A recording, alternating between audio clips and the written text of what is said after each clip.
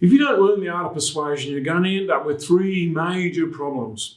Firstly, you'll end up with about half of what you want in life because you don't have the ability to tip the tables when it comes to how much you get paid, whether, where and when you go on holidays, when the kids should go to bed, what you want for dinner, and 1,000 other preferences that you're just not convincing enough about. Secondly, if you don't understand how persuasion works, you've got no defences when people who are good at it start using their skills on you to get what they want. For those people who've bothered to learn the art of influence, working with you is like shooting fish in a barrel, and I'm sure that that's not your idea of fun. Thirdly, you'll slowly evolve into someone who gets blown around by the prevailing breeze of opinion. With no ability and eventually no desire to bend the world to your vision, you start to lose what that vision actually is, meaning that your own ideas become less and less clear to you.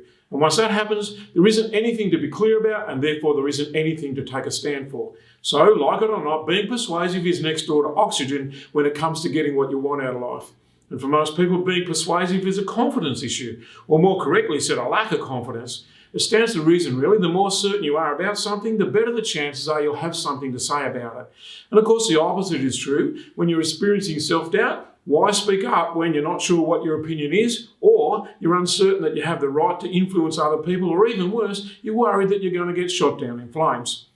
And that means we approach being persuasive from a defensive position, which of course is almost a guarantee that things are going to turn pear-shaped.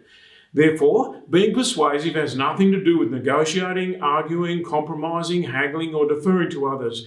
It's actually about valuing self whilst respecting others. The more we value ourselves, the easier it is to form an opinion because we know what we want. And the easier it is to form an opinion, the easier it is to take a stand by speaking up. And with a bit of practice, we start to get more comfortable with that. And that creates self-respect, something that is beyond all attempts at measuring in terms of how valuable it is. So when you know yourself well enough, and you have self-respect, and you know you're entitled to your opinion, the benefits of your proposal are far easier to articulate. It could be as simple as, marry me, you'll be happy forever. It's simple, really. When you're willing to put yourself out there for the recipient to see, hear, feel, touch, and maybe even taste, you give them the chance to see things your way. Until you can get your mind off you and onto the person you're talking to, they're only hearing about what you want, what you like, what you prefer, and that's not really interesting to them. There's a Grand Canyon-sized gap between marry me, I'll be happy forever, and marry me, you'll be happy forever. One version is so full of neediness that the listener's going to run like a mile, and the other's full of promise and potential. It's a one-word difference in a 6-word sentence.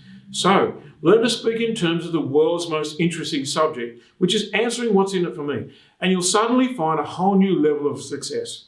Give it a go. Try talking in terms of why they would be better off instead of using the logic of the situation.